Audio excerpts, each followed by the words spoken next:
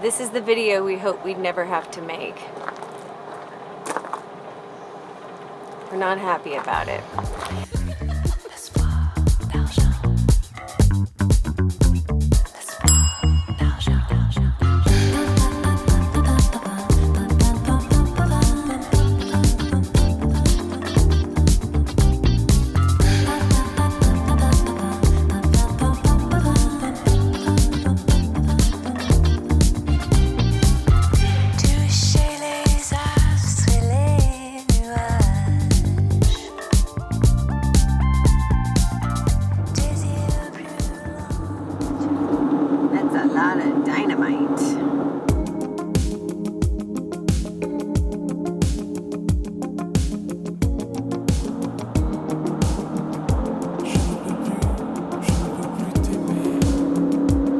About to go through a little town called Golden, and shout out to Amanda, who we met at District Brewing in Regina, who is from here.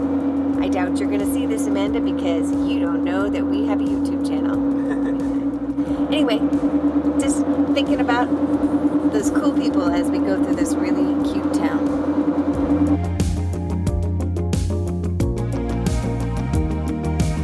Welcome to Golden.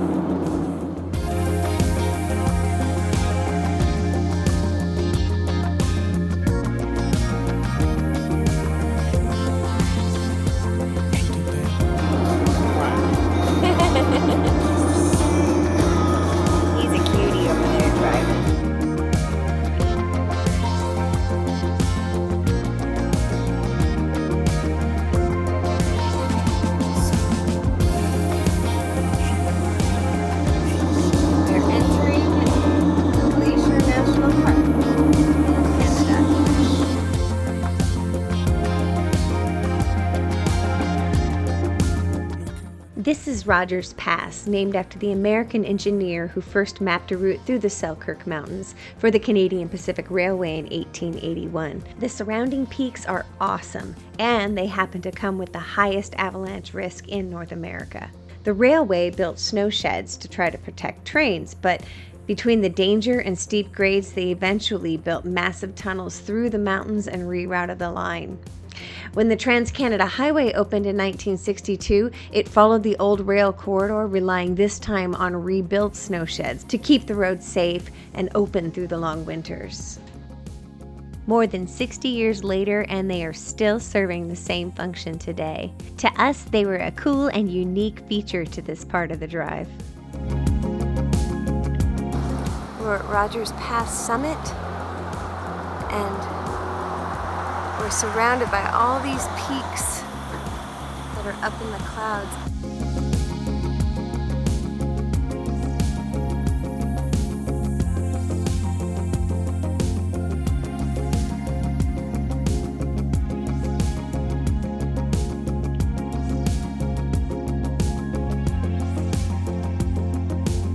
It's really hard to capture, isn't it? Oh, isn't it just?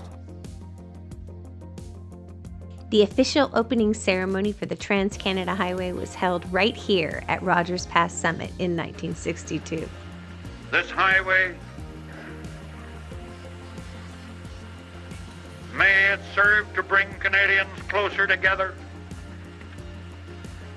May it bring to all Canadians a renewed determination to individually do their part to make this nation greater and greater still. This is the spot where Prime Minister John Diefenbaker tamped the last bit of asphalt in front of a crowd of proud Canadians. It was the symbolic moment that linked east to west by road for the very first time.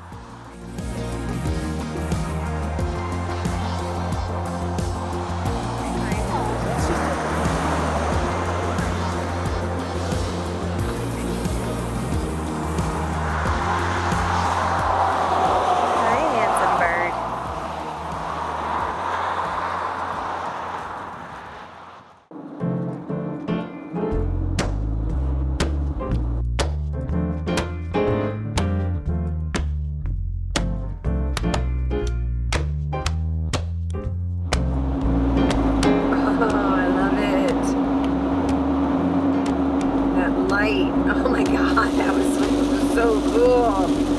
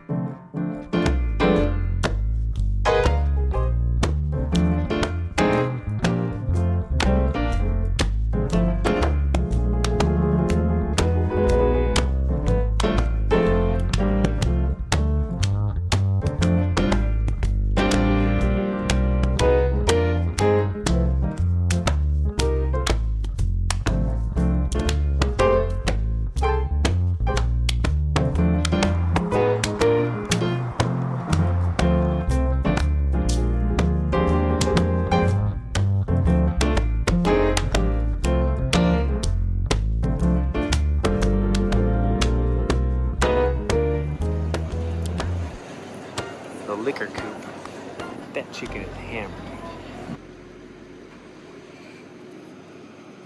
Pumpkin.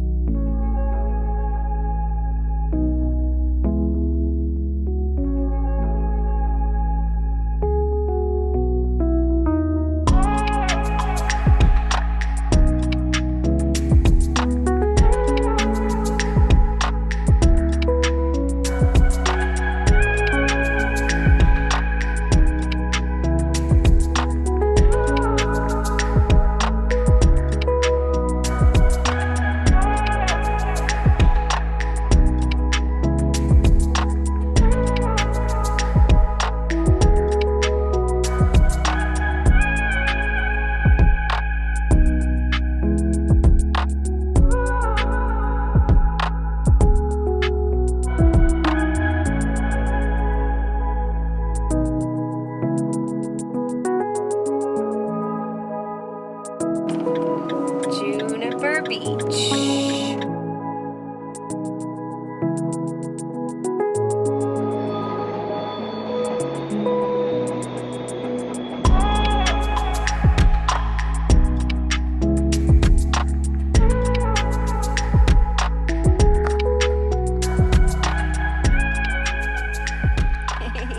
Well, this is the video we hope we'd never have to make. We're not happy about it. So we figured that with Abby around, mice wouldn't be so brazen as to try to take up residence in Boxy the van. We were mistaken. So now when we open drawers, we have found remnants of mice. Yes, thank you, Dick. So we're gonna try to mitigate that today. Behind us on this lovely picnic table, you can see most of our soft belongings and things that were inside drawers. We pulled the drawers out of the van, and we got a couple of different options that we're gonna try to get rid of this mouse. Now, it's a touchy thing, right? You don't want to poison it because it could crawl back up into the van and die somewhere, and then you'd never be able to get it out. Not good. We also are kind of grossed out by the idea of killing the mice. I know that that's contrary to what a lot of people feel, but that's how we feel. So we really don't want to kill it. We just want it out. So we've got a few things going on here. We went to Home Depot. We've got this light. I figured we can kind of put it back in some of the cupboards and stuff, make it less appealing in there. These are pest chasers. They are ultrasonic rodent repellers. It says it's pet friendly. So we're gonna put this to the test. We're gonna go ahead and put these in and see if anything comes out. We're probably so naive, but we're gonna go ahead and try that. And then we also have these live catch traps. So what we would do is put something tasty in here for them, put them kind of in the areas where they've been, or it's been. We don't know how many there are. We're hoping one, but all right, so here goes. So then I put a light just right here so that when it comes out, it doesn't want to go back in there. I don't know. Maybe it's silly. We'll see. Okay, first attempt is going to be these little guys. We're just trying to find the perfect places to put them. There's 2 plugs underneath here, but I feel like that's also a great way for the mouse to get out. Right. So if we put the thing in there, it might not be great. If we put it there, it might not work either. If we put it up there, it might help. Okay, you want to plug them in at the same time? Or let's plug it in the back first. Okay. So like try to do like a wave maybe. Okay. Like, oh, I hate this, and then, you know. Here, you plug it in. I'm a mouse. I hate this. No eating the mouse. Your opportunity to do that has passed. I have my humane mouse hunter beverage. Okay. Okay, it's on and I can't hear it. All right, can you hear it? Well, no, but you're just barking because we're not with you, right? You're going to scare the mouse back in the van, don't you? Hey, sweetheart. Come here. What? Do you hear it? Check out my probe. Nice. It's a sound weapon. Yeah, get it in there. Stick it in the drawer area or in the wall, maybe. Yeah. Good. So where Dick is where we found some dog food had traveled up into the drawer area. So we knew already from the toilet paper. Get out. It doesn't know how lucky it is. I know, she would just chomp that thing. You would chomp Well, it. and most other RVers would probably just kill it. That too.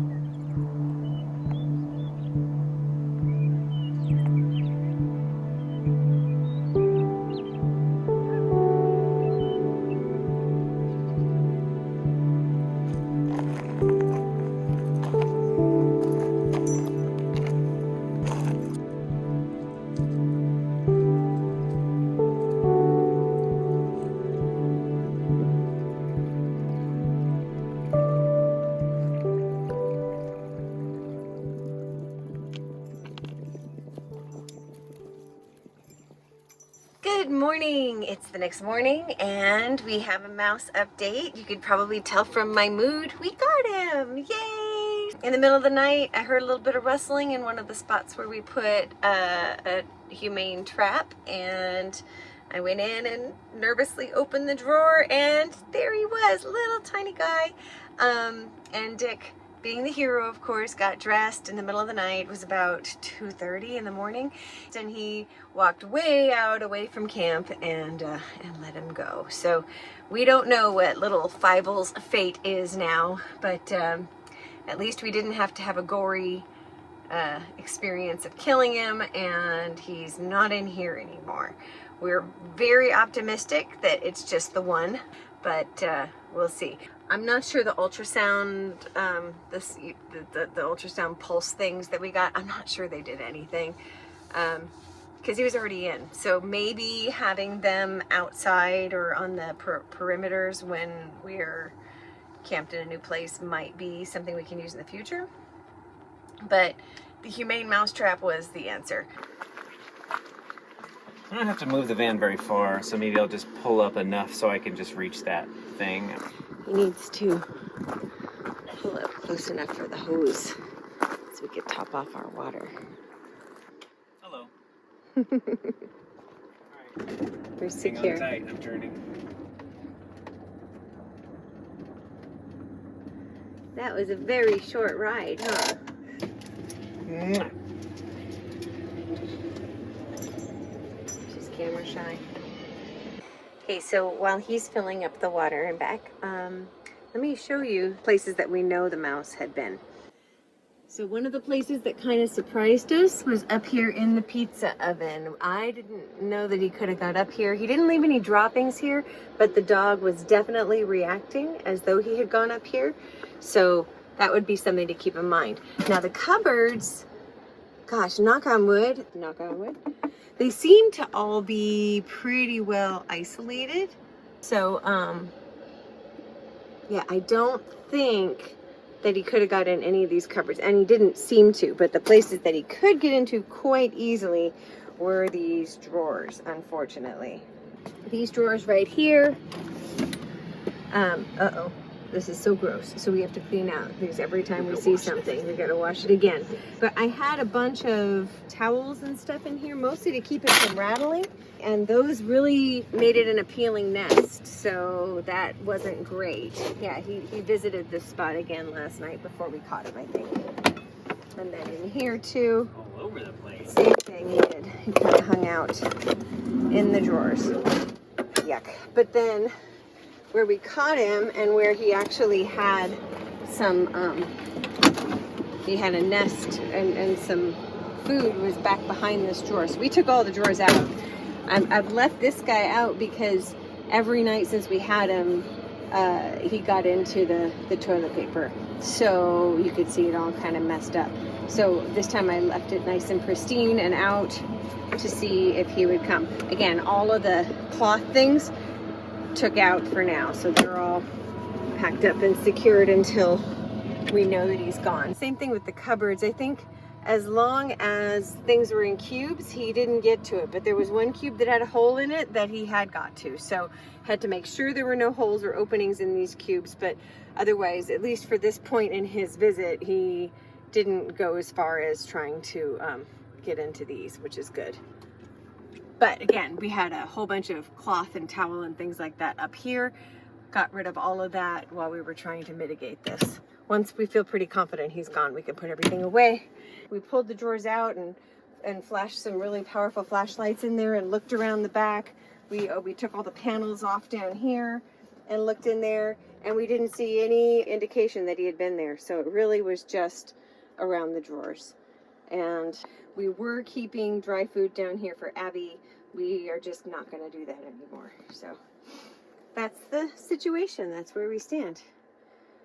So now we're ready to move on, and we're going to keep the soft things out for a little while longer until we feel confident that he's gone. And then we'll be able to tuck these things back where they go. I mean, the one we caught is gone. Yeah. I hope. Of course he is. You walked him very far away, I did. right? I walked him pretty far away in the dark. And it seems to repel them, at least it has in the past, when we have our running lights. Some people will actually take a string of lights and put them under the van. Yeah. We have running lights, which essentially serves that purpose. We've seen rodents come close and then run away when they get to the light. So we feel like that is definitely helping. I do a backflip to get out of the light. I just happened to be looking out at the splash of light, and then this rat just boom, backflip out of there. That was back in Doheny Beach? Yeah, that was at the beach. Oh my gosh. We shouldn't camp there. There's too many rats. But it's a pretty place otherwise. But yeah, so we're going to keep the running lights on at night, and we'll continue to use the ultrasound pulses just to hopefully keep them out. And again, hopefully Fievel is the only one. We're hoping that there's not another one tucked away in here somewhere. But once I clean up the droppings and then, give it another night, then we'll know. So that's it. So that's the mouse story. I gotta say, as much as it was frustrating that Abby didn't keep the mice away, it was good that she noticed when he was coming through. She definitely had that prey instinct going the night that he first arrived, and that was the same night that we started to see the toilet paper getting shredded up and droppings here and there. So gross. And that was really only a few nights ago. It was either the first or second night that we were in Banff. And part of that was that we didn't put the lights on because I was concerned about light pollution and wanting to be polite and everything. But I think we have to figure out the trade-offs, and as long as we're following the rules of the campground, we'll go ahead and use those lights when we can, so we don't have that happen again. And again, I'm talking very optimistically, like we got the only one. Hopefully. We'll do an update if we didn't. If you don't hear about this again, we got the only one. Yay. After cleaning out the drawers with bleach, I decided to take one last look at the river. So I guess there's salmon in this river. So people were down here fishing yesterday. Sure they'll be back again. It's a Sunday. Look at that. That's so pretty. Right behind you, or right over there, is a train track up on this cliff. And after sleeping here for a night, I gotta say, it's a pretty active train track. It's a cool spot. So today we're heading south. Not all the way to the border, but pretty close to the town of Hope. And we're gonna stay at a brewery tonight, Mountainview Brewing. So that should be kind of cool. All right, I think Dick's waiting for me for us to get going.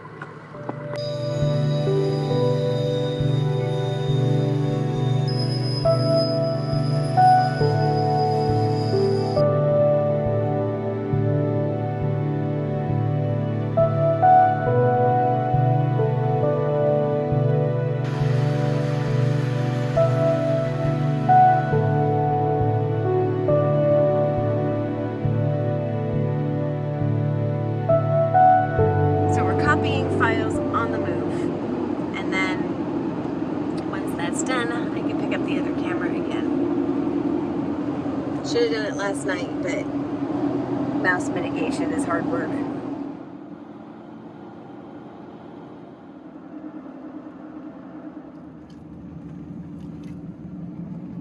Haha, I see what you did there. We just pulled off to feed the dog, and discovered this really sweet little spot where the mighty Thompson River met the smaller Nicola River and indigenous community thrived. They called this meeting of the rivers Little Forks. So we're at Little Forks, and it's so sweet.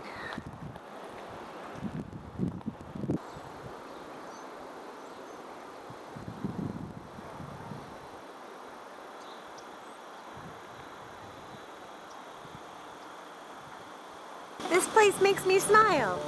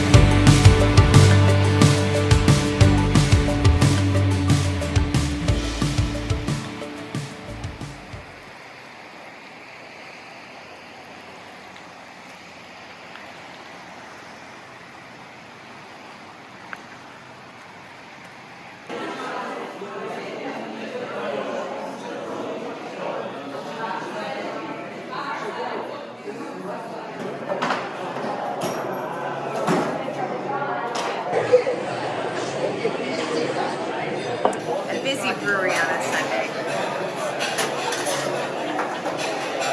And we're getting food coming.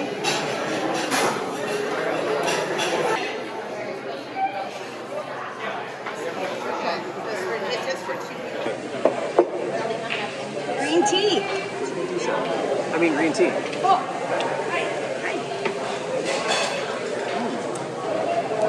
That tastes pretty good. We're not driving. Here's our Typically, wings and a healthy salad. You need coins because I would like to play. Da-da. that's my booty hole.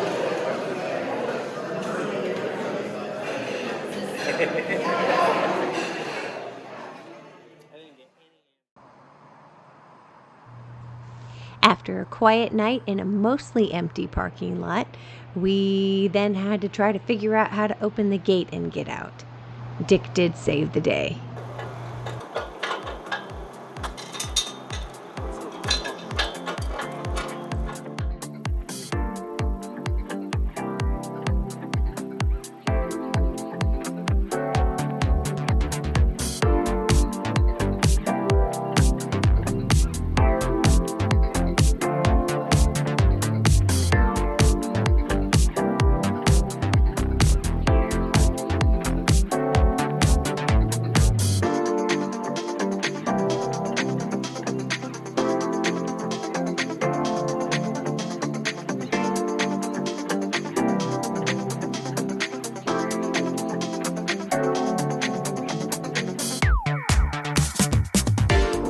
I don't know about you, but I'm kind of sad to be leaving Canada.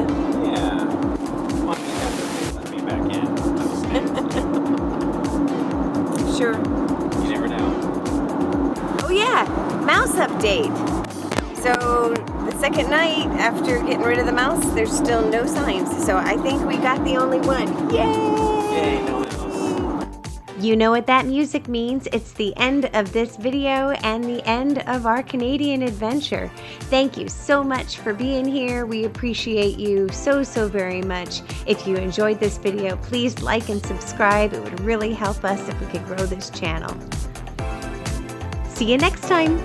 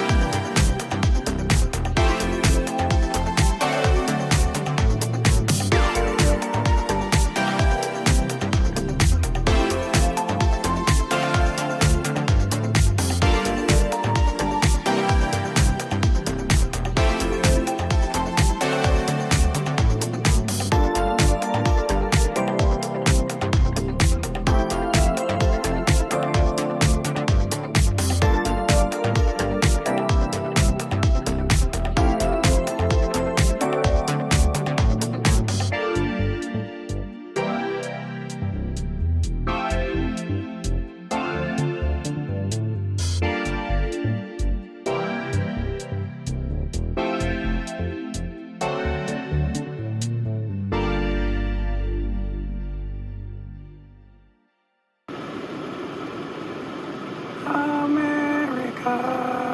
Man, I can't sing.